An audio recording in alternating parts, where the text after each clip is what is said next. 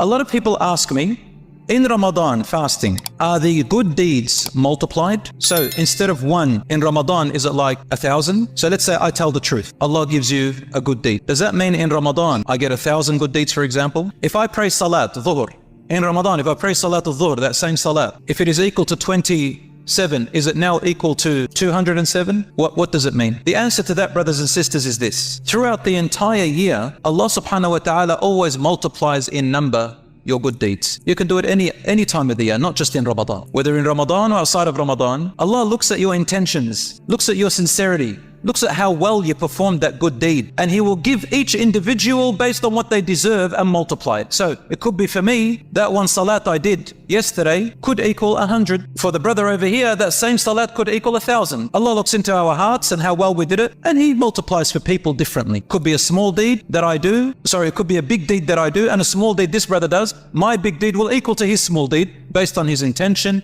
and how he did it, and his anticipation of Allah's reward, and so on many factors. Same with Ramadan. The good deeds do not automatically get multiplied in number, because there's actually no text in the Quran and Sharia which tells you that. But I'll tell you what does happen in Ramadan. In Ramadan, definitely, the texts show us that the good deed is more weighty, it's heavier, it means a lot more to Allah. It means a lot more. So it's like looking at currencies. Let's talk about in the way that we can understand. Some currencies, you can have a million of it, but because of the country's economic situation, that million could equal in Australian dollars what? $1. Or you can have a euro, and in that same country, 1 euro equals 10 million of that currency. So the weight of what that means. That's the same in Ramadan. If you think of it in currency wise, it's not more, but it's worth more. Same as when you do a good deed in Hajj or in Masjid al-Nabawi, you pray that your deed is worth more. So now we are established. The good deeds are multiplied depending on your intention, not just because of the fact it's Ramadan,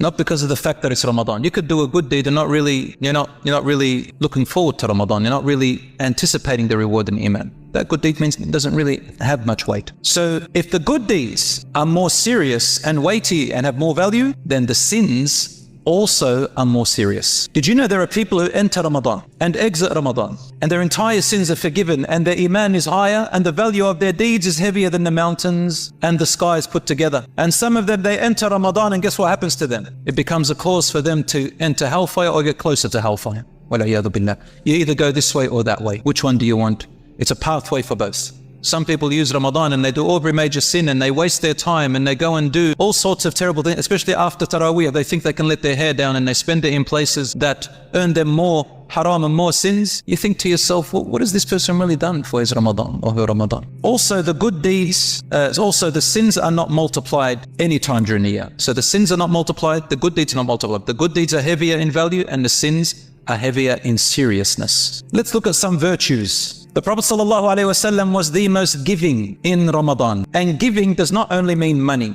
Giving means from anything of yourself. Your time, your goodness, your kindness, your care, your forgiveness, your mercy, your service, your smile, your attention to someone, your bringing of happiness to someone, helping someone relieve their pain, their worries, their stress, being there for someone, sharing food, sharing goodness. You lend someone money, they're in strife, they say, please give me more time. You give them more time. All this is called giving. Also in worship, you do more salat, you do more Quran, you do more dhikr, you do more sadaqah, you do more dua. All of this is called giving. Rasul ﷺ كان أجود ما يكون في رمضان. Aisha radhiyallahu anha and the rest of the companions used to say, Rasul ﷺ was the most giving in Ramadan. This is now what giving means. Not just money, all of it, what I just mentioned. So that means everyone has an opportunity to give, whether you are rich or poor, strong or weak, in authority or not. Everybody has a way of giving.